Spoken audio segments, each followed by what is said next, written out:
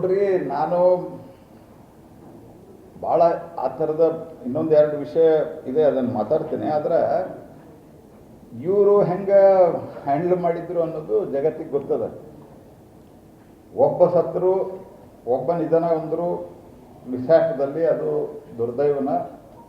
ದೊಡ್ಡ ಸಂಖ್ಯೆಯಲ್ಲಿ ಸತ್ತರು ದುರ್ದೈವನ.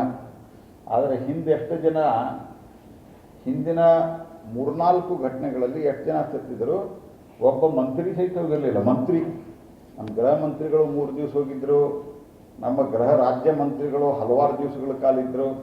ನಮ್ಮ ಹೋಮ್ ಸೆಕ್ರೆಟರಿನ ಅಲ್ಲೇ ಕೂಡಿಸಿದ್ವಿ ಅನೇಕ ತಿಂಗಳುಗಳ ಕಾಲ.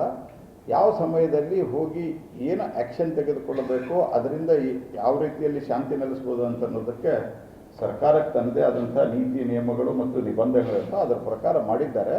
ಹಿಂದೆ ಗೃಹ ಮಂತ್ರಿ ಇಡೀ ಮಣಿಪುರದ 3-4 ಏನು ಪ್ರಮುಖ ಘಟನೆಗಳು, ಹಿಂಸಾಕೃತ್ಯಗಳು ನಡೆದಿದ್ದು, ಅದು ಆ ಕಾಲದಲ್ಲಿ ಒಂದು ಸರ್ತಿನ ಒಬ್ಬ ಹೋಮ್ ಮಿನಿಸ್ಟರ್ ಹೋಗಿರಲಿಲ್ಲ. ಜಗತ್ತಿನ ಯಾವುದೇ ಪ್ರೆಸಿಡೆಂಟ್ ಅಲ್ಲ, ಯಾವ ಕಾಲದಲ್ಲಿ ಅಲ್ಲಿ ಎಲ್ಲ ರೀತಿಯಾದಂಥ ಇನ್ಫ್ರಾಸ್ಟ್ರಕ್ಚರು, ಶಾಂತಿಯ ವ್ಯವಸ್ಥೆ. ಯಾಕಂದರೆ ಇದು ಎಥನಿಕ್ ಕ್ಲಾಶಸ್. ಇದು ಈ ಎಥನಿಕ್ ಕ್ಲಾಶಸ್ ಹಿನ್ನೆಲೆ ಒಳಗೆ ಒಂದು ಮಿನಿಮಮ್ ಲೆವೆಲಿಗೆ ತಂದ ನಂತರ ಅಲ್ಲಿ ಹೋಗಿ ಏನು ಮಾಡಬೇಕು ಏನಿಲ್ಲ ಅನ್ನೋವಂಥದ್ದು ತೀರ್ಮಾನ ಮಾಡಲಿಕ್ಕೆ ಸರ್ಕಾರದ ಅದರದೇ ಆದಂಥ ಒಂದು ಟೈಮಿಂಗು ಮತ್ತು ಇರ್ತದೆ. ಅದರ ಪ್ರಕಾರ ಮಾಡಿದ್ದಾರೆ.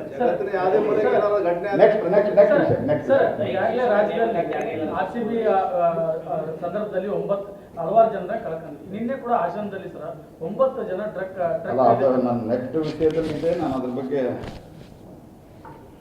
ಇದರಲ್ಲಿ ಮೊದಲನೇದಾಗಿ ಏನು ಸುಮಾರು 9 ಜನ ಸತ್ತು ಹೋಗಿ ಹಾಸನದ ಮೊಸಳೆ ಹೊಸಹಳ್ಳಿಯಲ್ಲಿ ಗಣೇಶ ವಿಸರ್ಜನೆ ಸಂದರ್ಭದಲ್ಲಿ ಟ್ರಕ್ಕು ಹಾಯ್ದು ಟ್ರಕ್ ಹರಿದು 9 ಜನ ಸತ್ತು 20 ಜನ ಗಂಭೀರವಾಗಿ ಗಾಯಗೊಂಡಿದ್ದಾರೆ. ಇದು ಅತ್ಯಂತ ದುರ್ದೈವ ಸಂಗತಿ.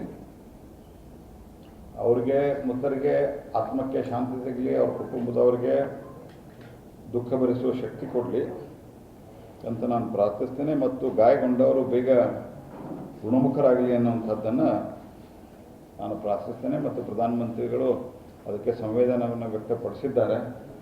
ಪ್ರಧಾನಮಂತ್ರಿ ನ್ಯಾಷನಲ್ ರಿಲೀಫ್ ಫಂಡ್ದಿಂದ ಪರಿಹಾರವನ್ನು ಘೋಷಣೆ ಮಾಡಿದ್ದಾರೆ. ಆದರೆ ಕ್ವಶನ್ ಏನು ಅಂತಂದ್ರೆ, ಅದು ಭಾಳ ದುರ್ದೈವ ಸಂಗತಿ, ಆಗಬಾರ್ದಾಗಿತ್ತು. ಆದರೆ ಅಲ್ಲಿ ಮೆರವಣಿಗೆ ನಡೀತಾ ಇದ್ದಾಗ ಒಂದು ಸ್ವಲ್ಪ ಟ್ರಾಫಿಕ್ ಡೈವರ್ಷನ್ ಅದು ಯಾಕೆ ಮಾಡಿಲ್ಲ ಅಂತ ಅನ್ನೋದು ಒಂದು ಸ್ವಲ್ಪ ಗಂಭೀರವಾಗಿ ಎನ್ಕ್ವೈರಿ ಮಾಡಬೇಕು. ಯಾಕಂದರೆ ಅದು ದೊಡ್ಡ ಸಂಖ್ಯೆಯಲ್ಲಿ ಮೆರವಣಿಗೆಯಲ್ಲಿ ಹೋಗ್ತಾ ಇದ್ದಾರೆ. 20 ಜನ ಸತ್ 9 ಜನ ಸತ್ತು 20-25 ಜನ ಗಾಯಗೊಂಡಿದ್ದಾರೆ ಅಂದರೆ ಜನ ದೊಡ್ಡ ಸಂಖ್ಯೆಯಲ್ಲಿ ಇದ್ರು.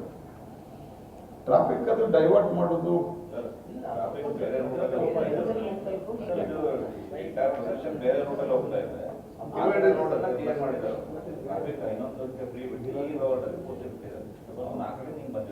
ಅಲ್ಲ, ಏನು ಘಟನೆ ಆಗಿದೆ ನನಗೆ ಸಂಪೂರ್ಣವಾದಂಥ ಪೂರ್ತಿ ಮಾಹಿತಿ ಇಲ್ಲ. ಆದರೆ ಇದೆಲ್ಲ ಸಂಗತಿಯನ್ನು ಗಮನಿಸಿ ಹೆಚ್ಚು ಪ್ರಿಕಾಷನ್ ತೆಗೆದುಕೊಳ್ಳೋದು. ನಾನು ಯಾರ ಮೇಲೂ ಅದಕ್ಕೆ ಆರೋಪ ಇತ್ಯಾದಿ ಏನು ಮಾಡಿಲ್ಲ. ಹೆಚ್ಚು ಪ್ರಿಕಾಷನನ್ನು ಎಲ್ಲ ಸಂದರ್ಭದಲ್ಲಿ ತೆಗೆದುಕೊಳ್ಳೋದು.